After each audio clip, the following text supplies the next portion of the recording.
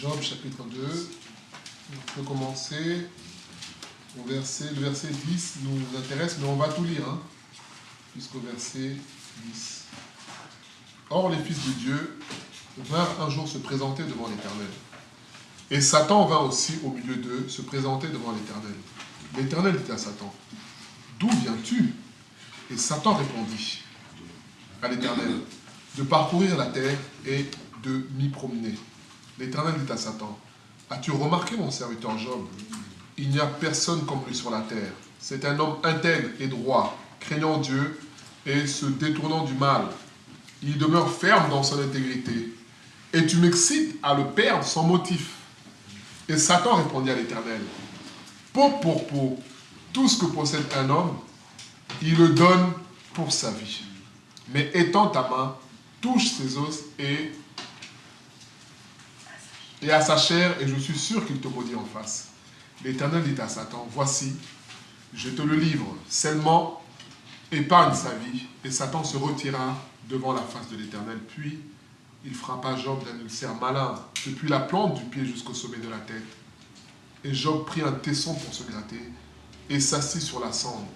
Sa femme lui dit, « Tu demeures ferme dans ton intégrité, maudis Dieu et meurs. » Mais Job lui répondit, « Tu parles comme une femme insensée. Quoi?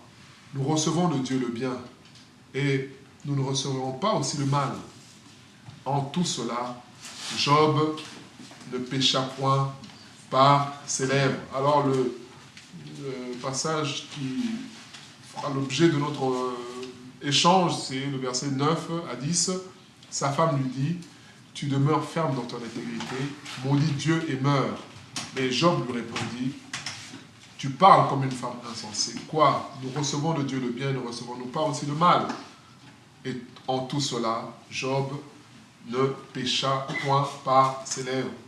Le thème de notre partage aujourd'hui, c'est notre réaction face à l'adversité. Quelle est notre réaction? Vous savez, l'adversité, on va lire un ou deux passages. Déjà, le passage le plus explicite qu'il faut connaître, Ésaïe, on va lire Ésaïe 45. Ésaïe 45.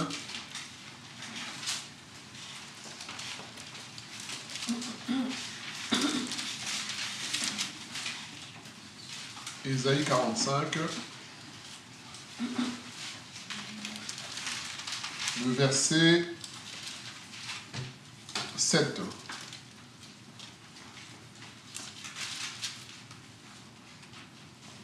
Ésaïe 45, verset 7. Et ensuite, on lira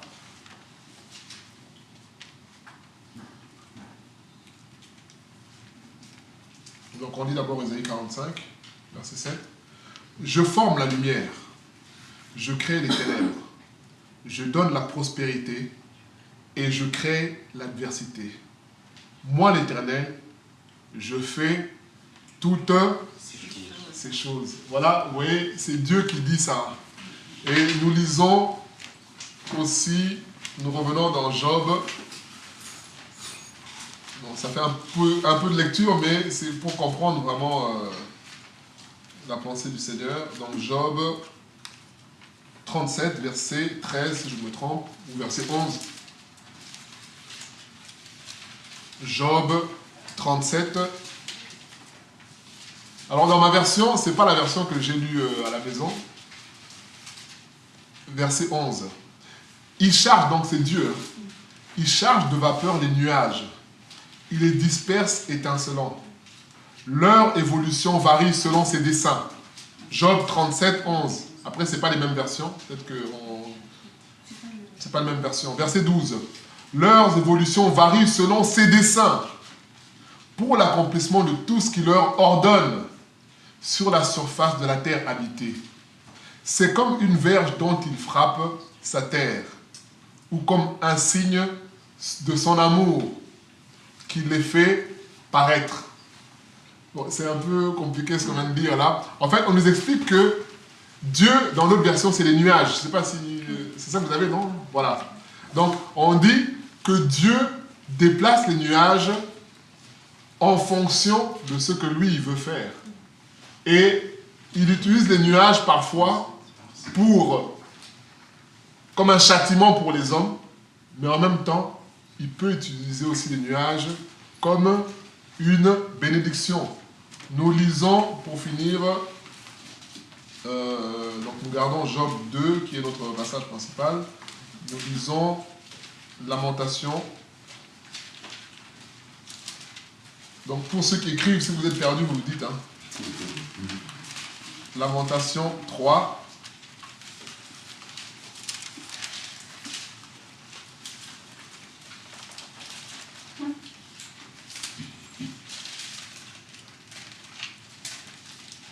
Lamentation 3, à partir du verset 32. Mais lorsqu'il afflige, il a compassion selon sa grande miséricorde, car ce n'est pas volontiers qu'il humilie et qu'il afflige les enfants des hommes. Voilà ce qu'on nous dit de Dieu. Que Dieu, lorsqu'il afflige, ce n'est pas pour le plaisir, pour s'amuser. Il a un objectif lorsque Dieu permet l'adversité dans notre vie. On a dit, le thème c'est « Quelle est notre réaction face à l'adversité ?» Alors dans le premier passage qu'on a lu, donc Job est frappé dans sa santé, dans sa chair. Et sa femme vient le voir pour lui dire « Mais tu demeures intègre, c'est pas normal. Maudit Dieu et meurs. » Et Job répond à sa femme « Tu parles comme un insensé. Finalement, tout ce que nous avons, c'est Dieu qui nous le donne. Et s'il nous donne des bonnes choses, pourquoi nous refuserons aussi les mauvaises choses ?» Alors je parle de ça parce que souvent, il y a deux réactions face à l'adversité. Soit l'adversité nous éloigne de Dieu, soit l'adversité nous rapproche de Dieu. Et c'est ça l'objectif du Seigneur. Comme on a lu dans tous ces passages-là qu'on lit là, on voit, et dans Lamentation, on nous dit que Dieu ne frappe pas, n'afflige pas en vain. Il a un objectif. Et quand je parle d'adversité, je parle d'épreuves, tout ce qu'on peut mettre, tout ce qui est... dans le mot adversité, on a le mot adversaire. C'est tout ce qui est contre notre intérêt, tout ce qui est contre nous. C'est ça l'adversité. Ça peut être l'épreuve, les difficultés qu'on connaît, les souffrances, toutes ces choses-là. La question c'est comment nous réagissons face à cela. Est-ce que l'adversité nous rapproche du Seigneur ou alors l'adversité nous éloigne de Dieu? Et il y a beaucoup d'exemples. Je pense par exemple à Luc 23, lorsque à la crucifixion, on dit qu'il y avait deux brigands à la croix. Et il y en avait un qui se moquait de Jésus. Mais en même temps, pourquoi il se moquait de Jésus? Parce qu'il trouvait que ce qui lui arrivait était injuste. Et que dans ces conditions-là, quand on lui parle de Dieu, il va vous dire, mais oh, ben, il est où Dieu? Non mais vous êtes sérieux quoi? Moi je souffre, Dieu, moi je veux mourir, Dieu il est où? Et vous voyez la réaction du deuxième qui reprend son ami en disant, mais parle bien, attention, nous on a fait le mal, on le mérite. Mais lui, il n'a rien fait de mal. Il dit à Jésus, souviens-toi de moi quand tu reviendras dans ton règne. Jésus lui dit, aujourd'hui même, tu seras avec moi au paradis. Vous voyez, une même situation a produit deux réactions différentes. Un qui s'est rebellé et l'autre qui s'est humilié. Comme l'histoire de Job, où sa femme, on ne dit pas que sa femme n'aimait pas Dieu. Non, elle aimait certainement Dieu. Elle aimait Dieu. Mais, vous savez, Dieu permet certaines adversités. C'est ça mon point principal, notre réaction dans l'adversité. Mais le point principal, c'est nous dire, c'est l'adversité qui permet de voir le vrai du faux. C'est ça. Dieu permet l'adversité pour révéler ce qu'il y a dans notre cœur. Qui sommes-nous réellement? Vous savez, lorsque Jésus, dans Jean chapitre 6, prêche, il y a une grande foule. Mais qu'est-ce qui se passe après? Jésus dit, il faut manger ma chair. Ma chair est une très bonne nourriture. Elle a du goût, ça c'est moi qui rajoute. Ma chair là, on peut faire cabri avec. Ah, les gens se sont dit, ah, là, ce monsieur-là, il est fou. Il dit, il faut boire mon sang. Mon sang est un breuvage. les gens se disent, mais non, mais il y a un problème, qu'est-ce qui se passe à ce moment-là? On dit, tous sont partis, sauf les 12, les disciples. Jésus pose la question, il dit, mais pourquoi vous restez? Il dit, mais Seigneur, nous avons su, nous avons connu que c'est toi qui as les paroles de la vie éternelle. Voilà, bien-aimé, c'est cela. Dieu permet l'adversité pour voir ce qu'il y a au fond de nous. Qu'est-ce qu'il y a au fond? Vous savez, quelqu'un peut paraître chrétien, je dis bien paraître, peut l'être aussi, mais à un moment donné, refuser ce que Dieu permet. C'est ça. À un moment donné, dire à Dieu, non, Dieu, ce que tu permets, c'est trop. Je ne dis pas que faut pas le dire. C'est bien de le dire. Dire à Dieu, Seigneur, ça c'est trop fort pour moi. C'est trop difficile. Mais, en finalité, dire, Seigneur, aide-moi. Mais beaucoup disent, c'est trop dur. Non, c'est bon, Seigneur, je m'arrête là. Beaucoup ont arrêté même d'être chrétiens à cause de la souffrance. La souffrance est tellement grande, tu dis, attends, mais depuis que je suis devenu chrétien, que des épreuves, que des combats, que des difficultés, alors que les païens s'en sortent avec la magouille, avec les... Et finalement, ils changent de camp comme ça. Or, la question aujourd'hui, c'est quelle est notre réaction face à l'adversité? Vous savez ce qui a inspiré ce partage-là? J'ai deux situations. J'en ai parlé une fois sur Zoom, je crois, un sujet de prière. J'ai un ami d'enfance avec qui on a grandi, dont le père est décédé de Covid, c'est ce qu'on dit. Et pendant ce même temps-là, la maman actuellement, elle est toujours dans le coma. Donc la maman ne sait même pas que le papa est décédé. Donc vous vous rendez compte un peu, ce monsieur-là, c'était aussi comme un papa pour nous. C'était comme un tonton de la famille, qui avait beaucoup de moyens, qui avait, bon ça c'est accessoire, mais je me mettais à la place de mon ami. Déjà perdre un parent, c'est quelque chose. En plus, la plupart sont au Canada, aux États-Unis, avec le contexte sanitaire et tout ça, l'Afrique du Sud, en plus le papa est décédé en Afrique du Sud, c'est très compliqué. Donc vous voyez un peu tout ce qui se met dans la situation. C'est-à-dire perdre un parent, moi j'ai perdu mon père, j'ai pas pu aller, c'est difficile. Mais alors, tu perds ton père, ta mère est dans le coma, vous voyez un peu, et peut-être difficile de partir même à cause des raisons sanitaires. Vous voyez, quand tu vis une situation comme ça, vous savez, si tu n'es pas attaché au Seigneur, tu renies ta foi. Tu dis, Dieu, tu es où? Dieu, tu es où? Dieu, tu fais quoi? Dieu, pourquoi? Pourquoi tu m'as abandonné? Et j'ai une situation similaire. C'est un ami qui est pasteur en Afrique du Sud, qui est médecin en Afrique du Sud, qui est pasteur aussi. Et il a son petit frère de 27 ans. Donc les deux parents sont décédés. La mère est décédée l'année dernière. Le père est décédé il y a quelques années. Donc c'est cet ami-là qui avait la charge de son petit frère, qu'il a fait venir en Afrique du Sud, qui faisait des études. Et en 2017, il lui a été diagnostiqué une insuffisance rénale. Vous vous rendez compte, il va avoir quoi, bon, je laisse faire les calculs. En tout cas, 25 ans, 24 ans. Vous vous rendez compte, à 24 ans, un jeune se retrouve dans cette situation-là. Fauteuil roulant, il fallait faire des dialyses, il fallait faire ci, il fallait faire ça. Et finalement, Dieu a fait un miracle. Ce jeune-là n'a pas eu besoin de transplantation parce qu'il fallait une transplantation, une greffe. Et finalement, ses reins ont commencé à fonctionner normalement et il a été guéri. Et dernièrement, son frère a été enterré hier, son petit frère, donc il est mort. Donc il a fait une rechute et après cette rechute-là, donc Freddy, mon ami qui est médecin, il dit mais comme il avait une situation de Covid chez lui, il dit à son frère, tiens, bah, ça serait bien que tu fasses un check-up pour vérifier quand même. Et son frère n'a pas de problème, donc il fait le test, il s'avère positif. Mais il n'avait pas de symptômes. Et 2 jours après, problème respiratoire, il va à l'hôpital et son frère meurt. Et donc moi je parlais avec lui, je parlais avec Freddy. Hein. Et c'est lui qui m'exhortait.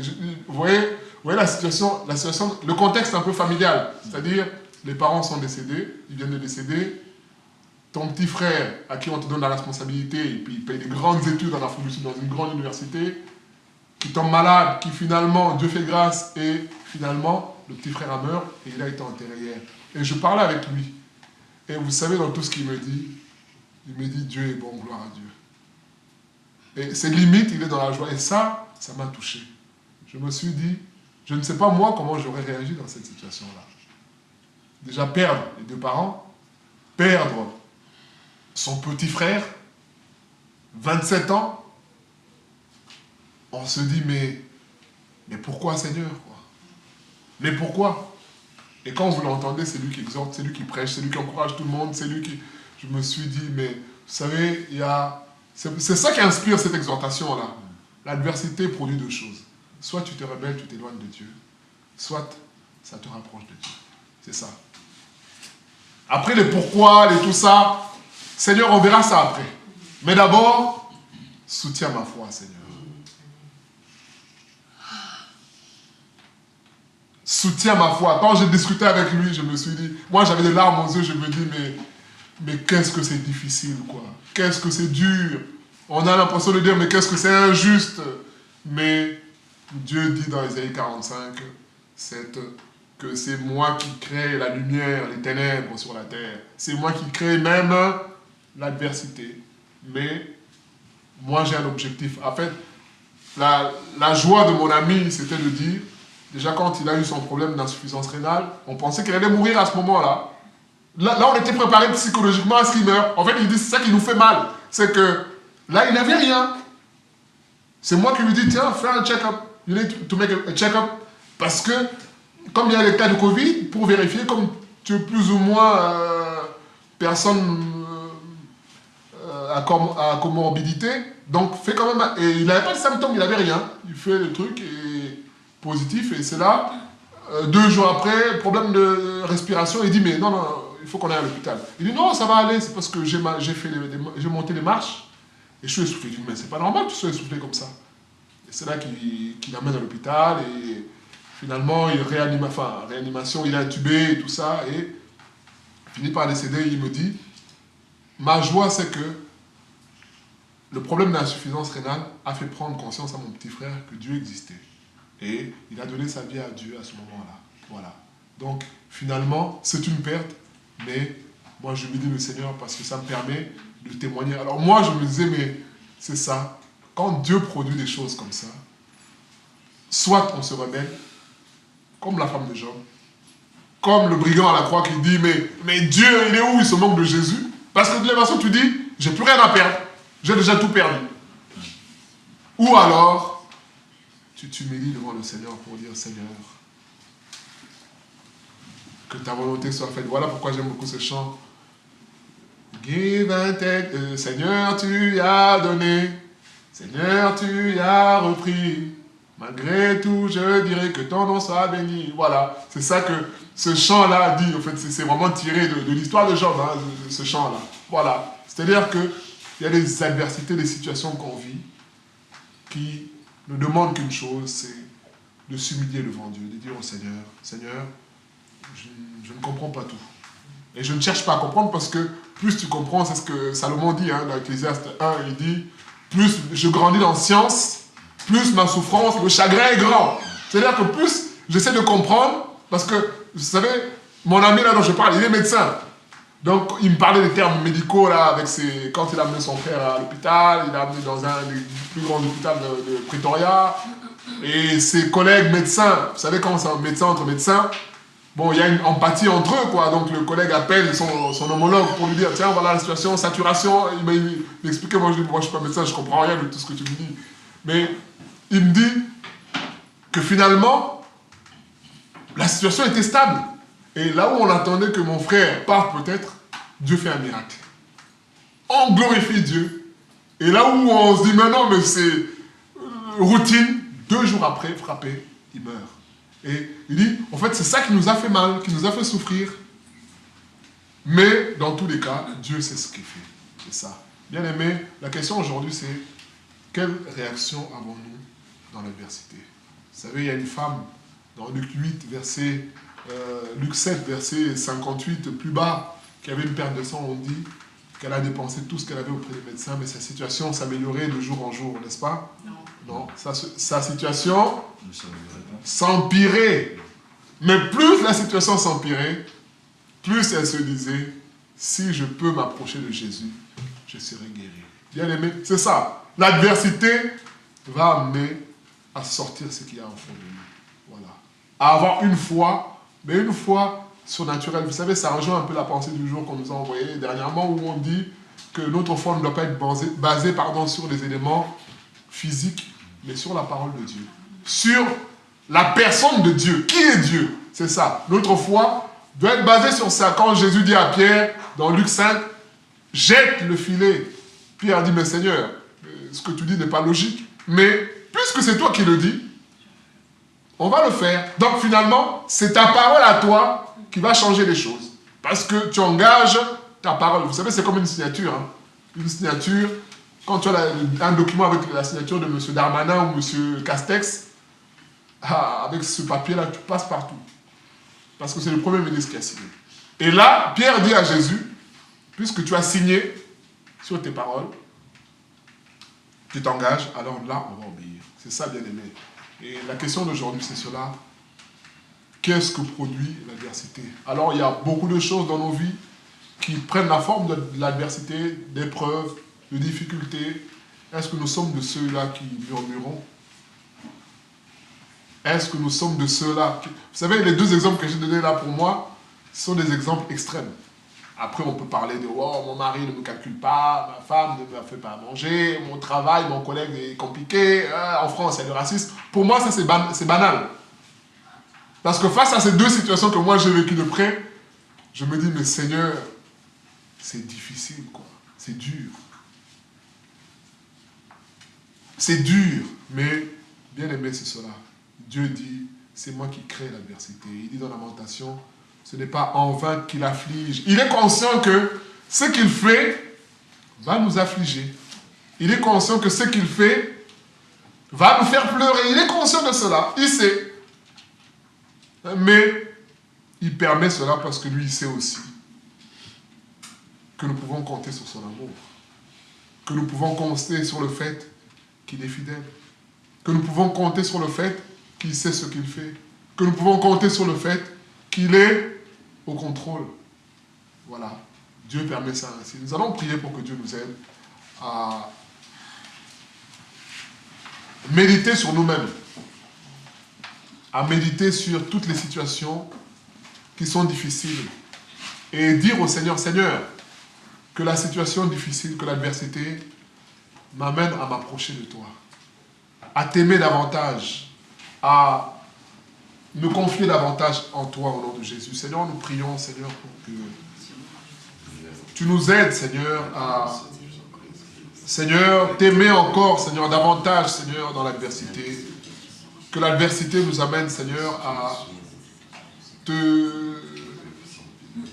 t'aimer davantage, à nous appuyer sur toi, à nous accrocher sur toi, Seigneur, au nom de Jésus. Aide-nous, Seigneur, toi qui es le Dieu vivant. Aide-nous, toi qui es le Dieu fidèle, Seigneur. Tu vois combien, Seigneur, notre nature a tendance à retenir, Seigneur, ce qui est positif et à rejeter ou à t'accuser lorsque les choses sont négatives, Seigneur. Seigneur, tu nous poses cette question aujourd'hui. Quelle est notre réaction, Seigneur? Face à l'adversité, face aux épreuves, face à la difficulté, face à la souffrance, Seigneur. Donne-nous le cœur, Seigneur, de Job, Seigneur, qui t'est resté fidèle. Donne-nous le cœur de Joseph, qui a connu toutes sortes de souffrances, de trahisons, Seigneur, mais qui est resté fidèle. Donne-nous le cœur de notre Seigneur Jésus-Christ, qui est resté fidèle malgré la méchanceté des humains. À la croix, il a même sauvé ce brigand à la croix, alors qu'un autre se moquait de lui, alors que la foule même se moquait de lui, mais il était disposé à sauver jusqu'au bout, Seigneur. Nous prions, il a été prêt, Seigneur, à dire, pardonne-leur, car ils ne savent pas ce qu'ils font. Nous prions pour que tu nous donnes cette attitude, Seigneur, au nom de Jésus. Merci pour l'œuvre que tu fais dans nos cœurs. Merci pour l'œuvre que tu fais dans nos vies. Seigneur, tu vois tout ce qui nous tracasse, Seigneur. Tu vois tout ce qui nous dérange dans nos vies. Tu vois tout ce qui nous perturbe, Seigneur, la conversion de nos proches. Tu vois parfois des difficultés dans les relations. Tu vois parfois, Seigneur, l'hostilité, Seigneur, qui nous est adressée, Seigneur, nous prions pour que tu nous aides à garder foi en toi, à t'aimer, Seigneur. Plus la difficulté grandit, plus, Seigneur, notre amour pour toi grandit aussi, Seigneur. Nous prions pour que tu puisses aussi consoler, soutenir tous ceux qui vivent des situations, Seigneur, inhumaines, Seigneur. Il y a des situations que l'homme ne peut pas supporter. Seigneur, nous prions pour que toi, tu puisses soutenir toutes ces personnes au nom de Jésus. Que ces situations les amènent à te connaître, Seigneur. Au nom de Jésus. À toi la gloire au siècle des siècles. Amen.